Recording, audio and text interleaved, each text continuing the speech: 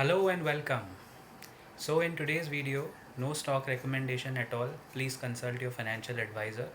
This video is only for training and educational purposes. No buy, no sell recommendation. Guys, today let's talk about two examples.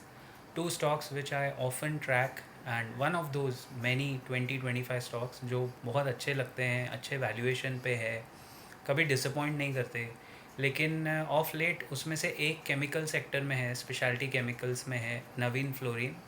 And दूसरा one of our eternal favourites जो railways में है, IRFC, Indian railway finance corporation.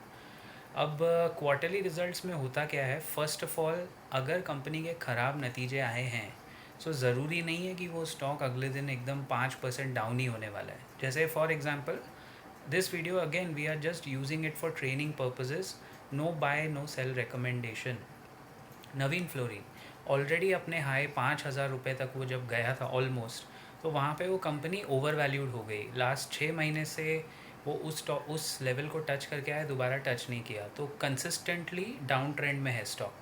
And when the quarterly results came of Navin Fluorine, आपको याद होगा उसके कुछ 2 महीना पहले अभी the one of the senior management persons had just resigned and stock को बहुत बड़ा झटका लगा था उस टाइम। आई थिंक 7 to 10% या शायद ज़्यादा डाउन था।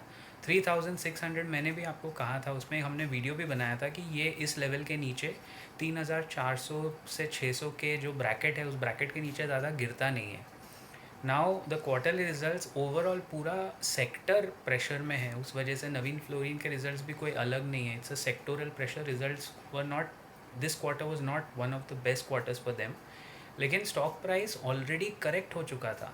स्टॉक प्राइस करेक्टेड, आप इमेजिन करो 5,000 से लेके 3,500, which is almost 30% decline in a growing company जो बहुत अच्छी कंपनी है, उसमें ऑलरेडी करेक्ट हो चुका है। तो वो इतना पिटा नहीं, रिजल्ट्स आने, ख़राब रिजल्ट आने के बाद भी पिटा नहीं।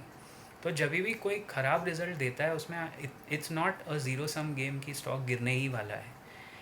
वो आपको देखना पड़ेगा how much of the correction is already priced in. That is what I am trying to say, कितना भाव में आ चुका है ऑलरेडी। IRFC की बात कर लो, same cheese.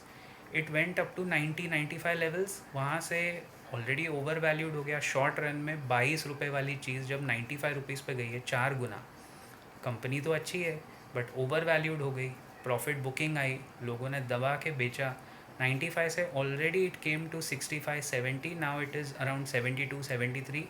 Results were not bad for IRFC, it's just that the net profit YOY दिखा रहा है कि वो 10%, 9-10% नीचे आया है। वो क्यों आया है? क्योंकि हायर बेस पे, भाई जब 200 करोड़ नेट प्रॉफिट था और 400 करोड़ आया तो 100% ग्रोथ। 400 का 1200 करोड़ आया तो 300% ग्रोथ। अब net profit last year was around 1,700 crore.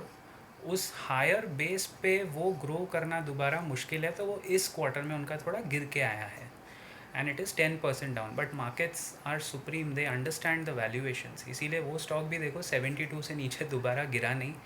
For again the same reason कि उसमें करेक्शन ऑलरेडी प्राइस में आ चुका था। 95 से 72 तक आया ना, मतलब 23 रुपीज़, मतलब 25% ऑलरेडी करेक्शन हो चुका है। वो स्टॉक ख़राब रिजल्ट के बाद भी दोबारा नहीं गिरेगा। So this is a sign of good quality companies. This simple hack you can use to identify very good quality managements and companies which are growth oriented. I'll see you in the next video. Keep profiting.